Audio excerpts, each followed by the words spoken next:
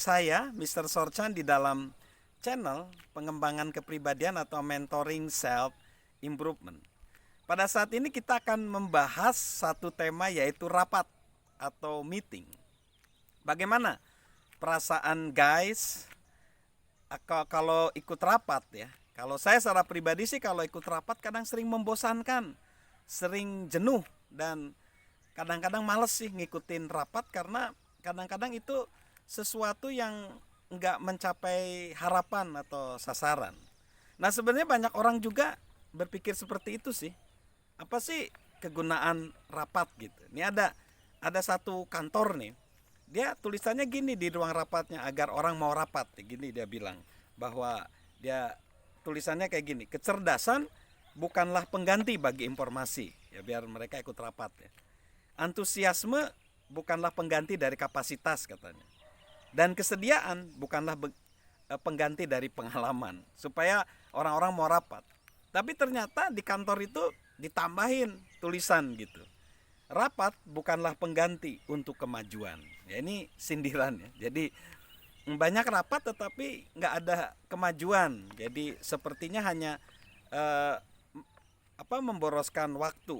Nah, bahkan ada seorang nih bernama Harry Chapman, dia juga nyindir. Gimana sih respon orang terhadap rapat?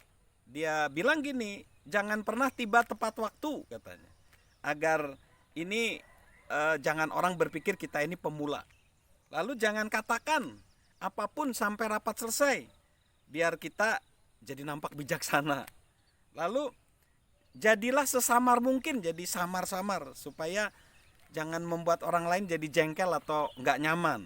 Lalu kalau ragu katanya, sarankan agar buat subkomisi rapat lain katanya. Lalu jadilah yang pertama untuk penundaan.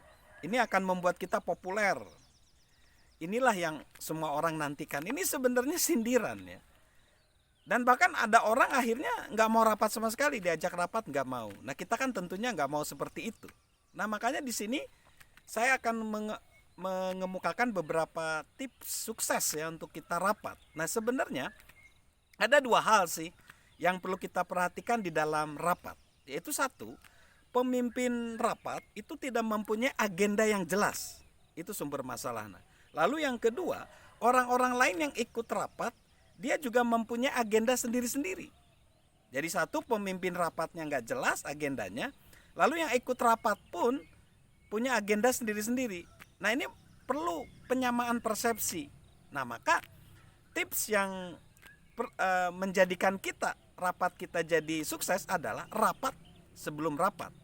Rapat sebelum rapat ini agar terjadi persamaan persepsi dan kita jadi efektif rapatnya. Kenapa? Karena begini, rapat sebelum rapat itu orang jadi bisa menerima persetujuan kita.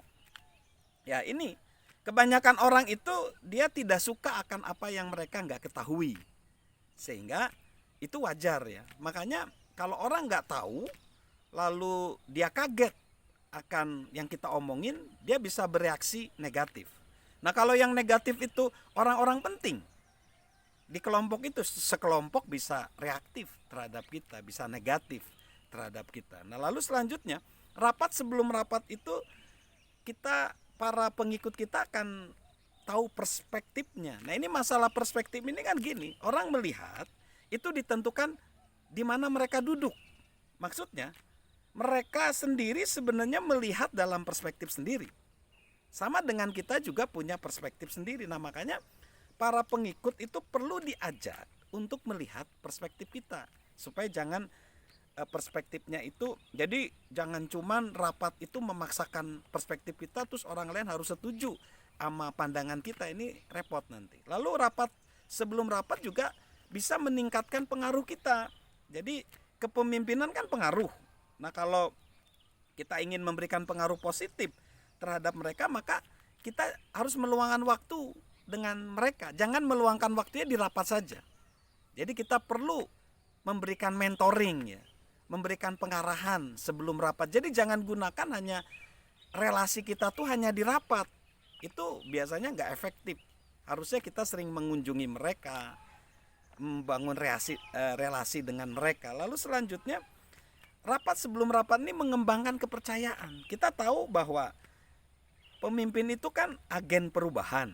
Nah, kalau ingin berubah kita harus mempunyai kredibilitas, kepercayaan. Nah, maka rapat sebelum rapat itu akan membuat kredibilitas kita jadi semakin baik, semakin tinggi. Nah, makanya kita perlu membuat rincian-rincian, ya, membuat kepercayaan dulu. Sama seperti tadi kan kita meluangkan waktu dengan mereka rapat sebelum rapat. Lalu rapat sebelum rapat itu membantu kita jangan sampai kecolongan. Artinya kalau pemimpin yang bijak, dia pasti akan melihat, ya, hal-hal yang tidak baik, ada lubang-lubang spoiler atau kebocoran-kebocoran gitu ya. Nah, jadi kita dengan rapat sebelum rapat kita jadi nggak kecolongan. Nah, makanya kita harus tahu, ya, penyampaian informasi seperti apa. Lalu kita juga harus melakukan studi, ya, lalu nanti ada tindakan-tindakan untuk bagaimana supaya setelah rapat juga ada follow up. Jadi itu kunci atau cara, ya, supaya rapat menjadi efektif, menjadi berhasil, yaitu adalah rapat sebelum rapat. Salam sukses luar biasa dari saya, Mr. Sorchan.